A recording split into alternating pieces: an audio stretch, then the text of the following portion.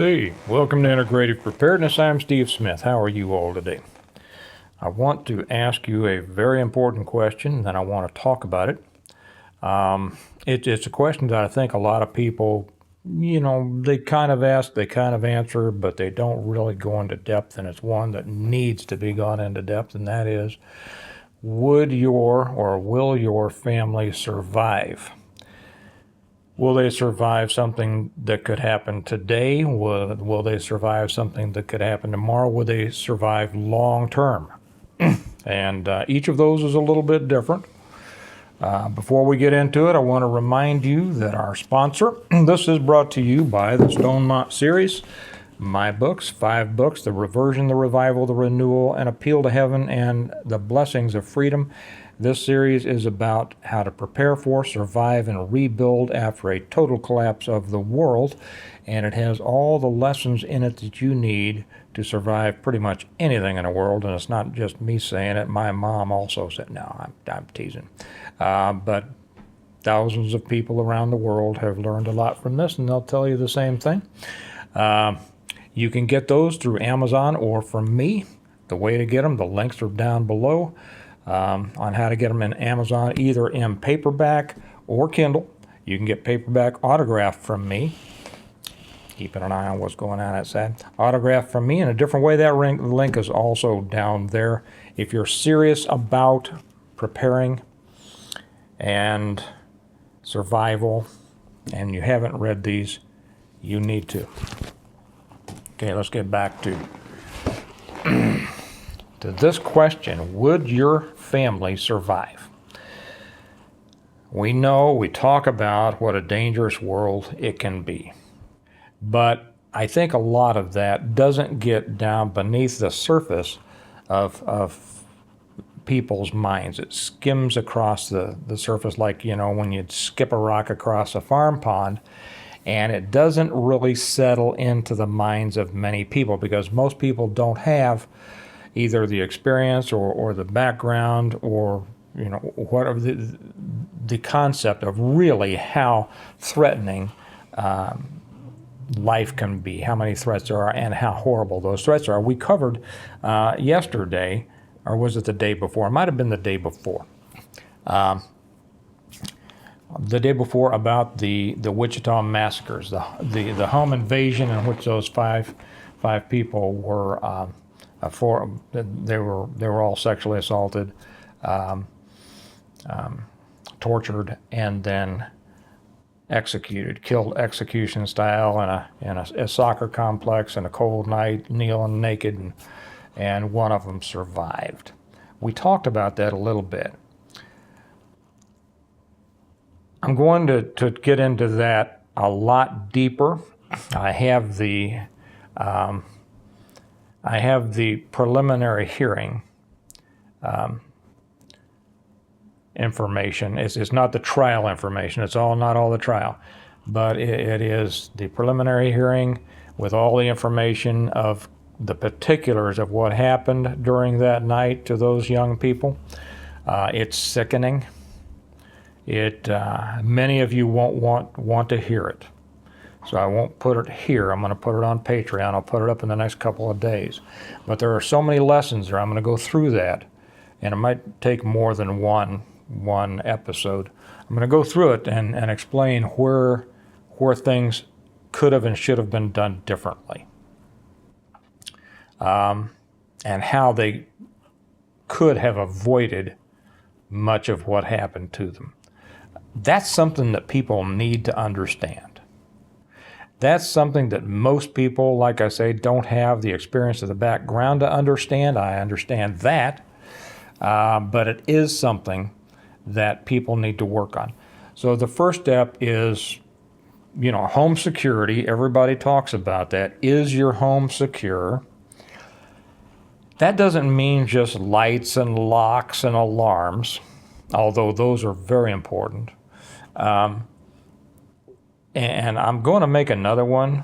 I'm not sure whether I'll do it here or on Patreon. If you're not with us on Patreon, by the way, you should be. If you're serious, I always say this, if you're serious, you should be with us over there. The link is also down below. It only costs you $1 a month. $5 if you want some more. it's an upper level. It's up to you. Do what you want. But I'm going to get into it in more detail over there. But many of you know I do security lighting. There is a certain way to light a property that I see a lot of places doing it wrong, and I'm going to explain how to do it right. And it's not just exterior, it's interior. But it's not just lights, locks, and alarms. It's how things are positioned in your home, how you approach, how you respond, should I say, how you respond to potential intrusions. And this is something that needs to be talked about among your family members. I had a friend of mine tell me that something happened late at night. There was a loud noise. It sounded like somebody might be downstairs. And so he got up quietly, and they live in a two-story house, much like mine, actually. And so he came out very quietly with his gun, and he sat down at the top of the stairs. And he was very quiet, and he sat there listening. Now, he did have the lighting done properly. And in just a minute, his wife came out of the room behind him and said at a perfectly audible voice, "What's wrong?" And he says, "Oh my gosh, man! I mean, he's up here trying to." She didn't know any better, but he's trying to be quiet. He's doing exactly right. He wanted to hear. The first thing is listen and wait, okay? And so he tried to go, and she said, "What?" Okay, you need to go over these. She wasn't doing this on purpose. She was doing this out of ignorance. She didn't know any better. In her world, just if something's wrong, what's wrong? This is something that needs to be gone over with whoever lives in your house. Just things like that. So think about that. Would you be able to respond effectively to a home invasion? Right off your checklist, you can go back and watch that one that I shot the other day on the Wichita Massacre, and just check it off in your mind. And then I'll be dealing with that a lot more in detail on Patreon in the next week or so, probably. The next thing is, what if you died today or tomorrow? Okay. Now, almost each one of these could be their own entire video, even on YouTube here, where I wouldn't go into all the details. They could each still be a complete video. This one, I was thinking, how do I put it up without everybody thinking, when I say, what if you died today? They think they'll see it through a religious context. Are you saved? Are you, okay? That's not what I mean. Hopefully you are, but that's not what we're talking about here. What if you died today?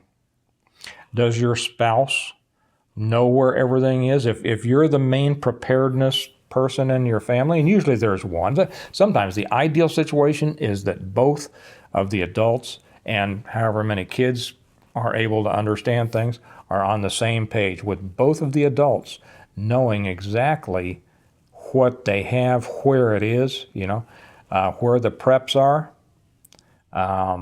what's the combination to the safe. You'd be surprised how many married couples, one of them is in charge of stuff, and the other one, and it doesn't mean that, they can't be in charge of that if that's their responsibility, but the other one doesn't know what the combination to their safe is. Well, there's stuff in there that if you died today or tomorrow, your spouse needs to be able to get at that, okay? What exactly preps do you have? Does your spouse, and then are there older children in the house who also know exactly where everything is? They need to do that. So if you haven't done that, you might tighten that up a little bit. Also have somebody outside your house, have this information, because what if you both get into a car wreck and you both die? Okay, well, there needs to be someone else who knows exactly what to do. Where are the valuables? Where's the safe? Where are the insurance papers? What's the combination to it? If a lot of, I was talking to somebody the other day who a lot of his preps, a lot of his investments, let's put it that way, a lot of his investments are in firearms. And I mean, he's got an excellent retirement in firearms. And you know how easily you can do that, right? If something happened to him, his family would be set just by selling his firearms. But I told him how important it was for his wife to know who to go to, which one of his friends, is not necessarily me, but to pick a friend, tell her, a friend who is knowledgeable about firearms. Okay, I've known more than one person whose father or husband passed away, and they had all these guns, and they brought a big list of the guns to work and says, I've got these, I don't know what they are, but anybody want to make me an offer on them? That's not the way to do it. Okay, if some of your retirement, if some of your investments are in firearms or ammunition, designate, let your partner know, or that outside person. No, here's the person to go to help you sell this, to get the best price, because your wealth, your family wealth, is tied up in that. You know, for your surviving spouse, for your kids, whatever. That's very important. So that's the thing that people ought to make sure that their spouse knows about. Long term, would your family really survive? I put up one yesterday on Patreon, another reason you should be on Patreon, about the time that I met the king of the gypsies. That's right, and what an interesting time that was. The gypsies are a group of people, a subset of society, a society of their own, that has a lot of lessons for other people as far as self-sufficiency and cohesiveness and being able to survive ancillary but not a part of the greater society while they interact with that society to the extent that they need to. Excellent lessons there. But could your family actually survive? And when I'm talking about family, I don't just mean husband and wife, kids. Okay, how about brothers-in-law, sisters-in-law, nieces and nephews? And then we go out beyond that into what I always call framily, those friends who often are closer than family, who many times have are more akin to us in their interests, because that's how we make friends, right? You don't always have the same interests as your family. Many times you have different interests. It kind of depends. Well, it depends on a lot of things. But your friends pretty much are those who share certain interests with you. You have a good look at your family. You know, like I said, there's family and there's family.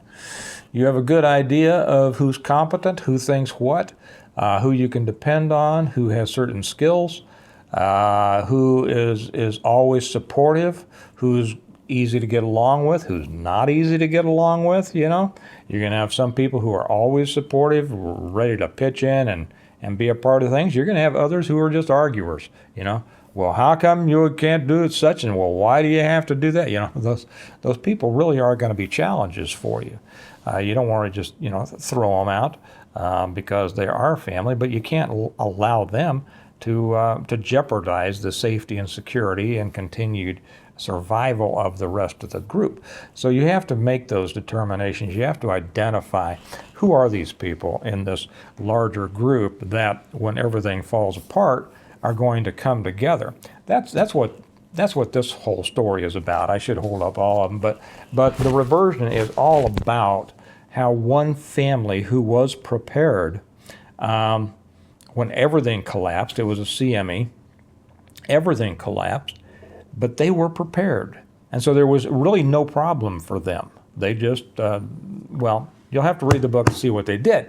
But just in the first book, even Reversion, it explains exactly how they not just continued their lives very well, but as other people came to them, extended family and then new people and friends, how they coalesced, how they came together to really not just survive in a scratching through the dirt kind of way, but in a very positive way. They were determined to continue living a very high quality life, and as a result of not just their preparations, but the quality of the people in their circle, they were able to. A lot of people, when I talk about this, they'll say, well, and they'll have excuses about, yeah, but my family sucks, or or different people, you can't count on people, or, and I think that's a shame.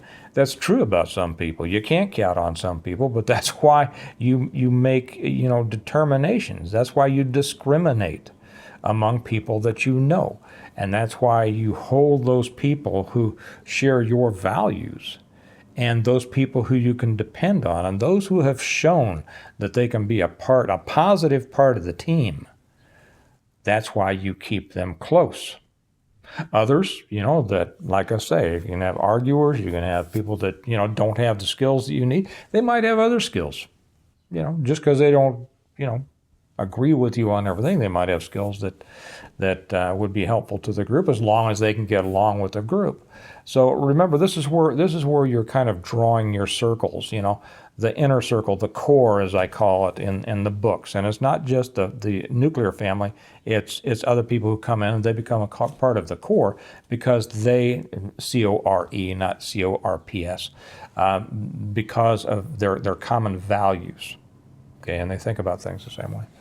And then you have your second ring, your third ring, your fourth ring. But, it's not all equal, The core, the person who is at the center of that preparedness effort has already shown that they knew what to expect and they prepared for it, right? That's the person who gets to call the shots, to be honest, okay? People who didn't prepare, people who, were advised, hey, you ought to, think about this stuff, but they didn't. Well, they don't get to come in later and start saying how things should be done. They obviously weren't ready to learn. And so if they're not ready to learn, they're certainly not ready to lead, right? So those are the things that, I think everybody should think about right now. Would your family really survive? And you have to take a look at it realistically, not through, your hope goggles.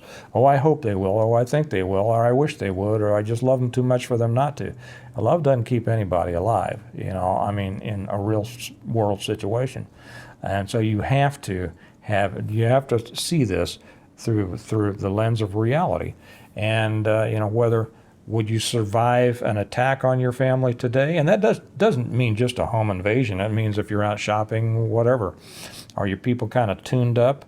Do you think that they would act properly? Think about that. Talk to them about it. Would they survive if you died today or tomorrow? And then, would they survive long term because they are the kind of people who will come together and work together well in a long-term survival and life situation, rebuilding. So anyway, those are the things that I would suggest you think about. Think about them seriously, and talk it over with your spouse, and have a little game with the kids. I do occasionally. Hey, what would happen, kids, if such and such? And it's great. I mean, I'm always impressed with the answers that I get from them. And then as we take it further, I'm always interested when they have questions, because they often do this. Well, what if this and what if that? Well, that gives you a great way to continue teaching. Again, if you haven't read them, the Stonemont series, the way to get them is down below, either from Amazon in paperback or Kindle, or from me signed in paperback. And now that we're through the holidays, our deliveries should be going a little bit quicker. Fingers crossed. And join us on Patreon if you'd like, because I'll be putting more stuff over there, kind of filling out in more detail what we've talked about here. And you'll get a lot out of it. So until we talk again, remember that we prepare well today in order to live well tomorrow. And that's kind of an exercise that you can do today, tomorrow, and the near future to make sure that you have prepared or are preparing well today. You all have a great day, and I'll talk to you later. Bye-bye.